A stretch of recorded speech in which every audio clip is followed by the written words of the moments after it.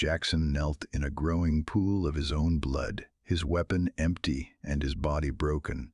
Yet he bared his teeth at the advancing assassins as he crawled back to the foot of the throne. Behind him, the most powerful being in the sector shivered.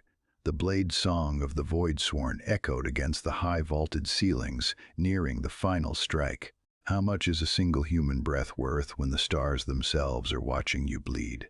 Join us as we witness the moment a flickering candle outshone the eternal suns. 4 months ago, the zenith spire had felt less like a palace and more like a gilded cage. Jackson had spent his first afternoon on duty staring at a smudge on his boot, ignoring the way the celestial sentries looked down their elongated noses at him. To them, a human life was just a flickering candle in a room full of eternal stars. He was a trial representative, a polite term for a mascot meant to appease the diplomatic fringe. His primary duty was standing guard in the West Wing, a section of the spire so low priority it didn't even have a view of the capital's floating gardens. It was quiet. It was dull. To pass the time, Jackson developed a ritual. Every hour, he would pull his pulse pistol and check the digital charge meter. Green meant full. Green meant he was ready for a fight that everyone assumed would never come. It was a small, mechanical comfort in a world of telepathy and light sculpting. The boredom broke the night Archon Zyra walked the West Wing alone. She didn't have the usual retinue of ivory-armored elites. She looked tired. When she stopped in front of Jackson, her eyes' irises like swirling nebulae searched his face with a bluntness that made his skin prickle. She asked why a creature with such a short lifespan would waste it protecting a species that viewed him as a primitive curiosity. Jackson didn't give her a scripted diplomatic answer. He told her that humans don't have the luxury of waiting 1,000 years for things to matter. He said that because his time was short, every second he spent standing there had to mean everything. Zyra hadn't replied, but the way her head tilted suggested she was filing the thought away, perhaps as a specimen of strange mammalian logic. The Festival of Starlight arrived with a scream of tearing metal. It wasn't supposed to be possible. The spire's outer defenses, powered by ancient celestial math, were deemed impenetrable. But the Voidsworn hadn't attacked the walls, they had rotted them from the inside. A sudden, sharp crackle of static. Deep in the archives, Alara Vance saw the telemetry lines on her screen go flat. She didn't wait for a secondary confirmation or an order from a superior who would likely ignore a human analyst anyway. She knew the signatures of sabotage. All communications were jammed. The subspace frequencies choked with black noise.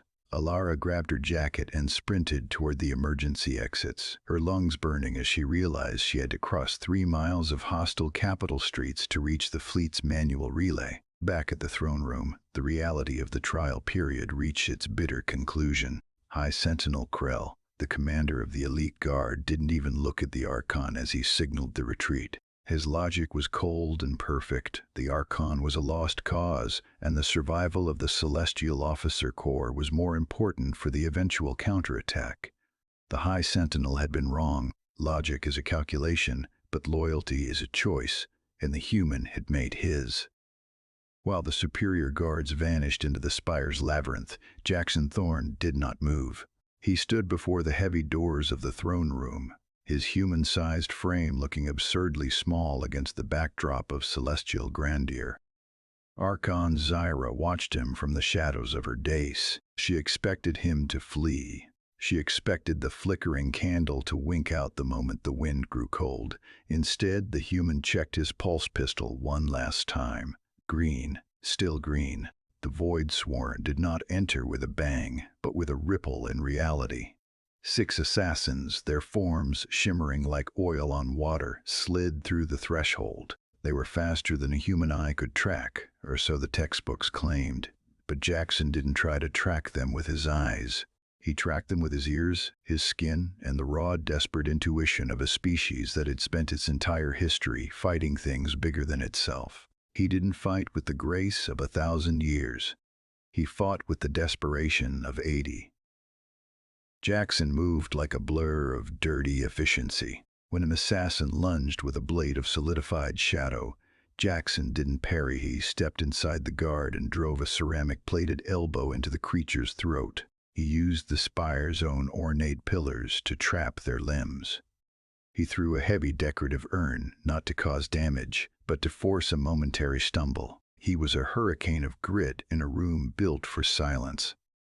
The pulse pistol barked until the heat sink glowed cherry red.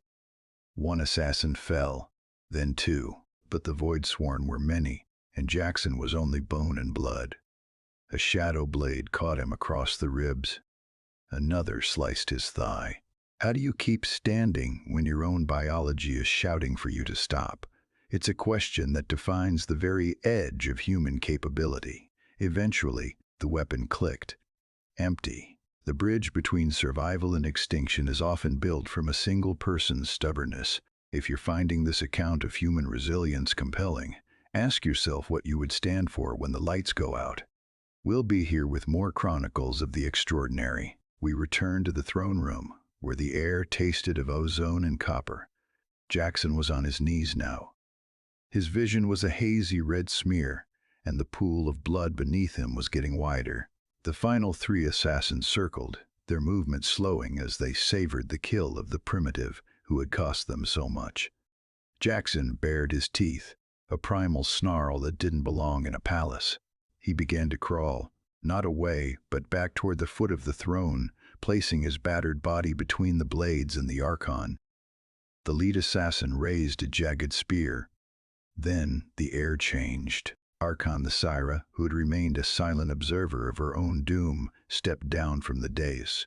She did not hide behind the human. She stepped in front of him. Her hand, glowing with a soft ethereal light, rested on Jackson's trembling shoulder. The assassins froze. The Archon's voice didn't shake. It resonated with the authority of an empire. She told the killers that they had come for a queen, but they had found something far more dangerous, a species that didn't know how to give up. She claimed that Jackson's honor surpassed that of her entire high guard. She didn't need to fight. The delay was enough. The doors behind them shivered and burst. Elara Vance had made it. Reinforcements from the human integrated fleet flooded the room, their kinetic weapons singing a much louder song than the celestial blades. The rebellion didn't just stumble. It broke. 3 days later, the West Wing was no longer quiet. Jackson sat on the edge of a medical bed, his torso wrapped in synth flesh bandages. He reached for his pulse pistol, resting on the bedside table. He looked at the display.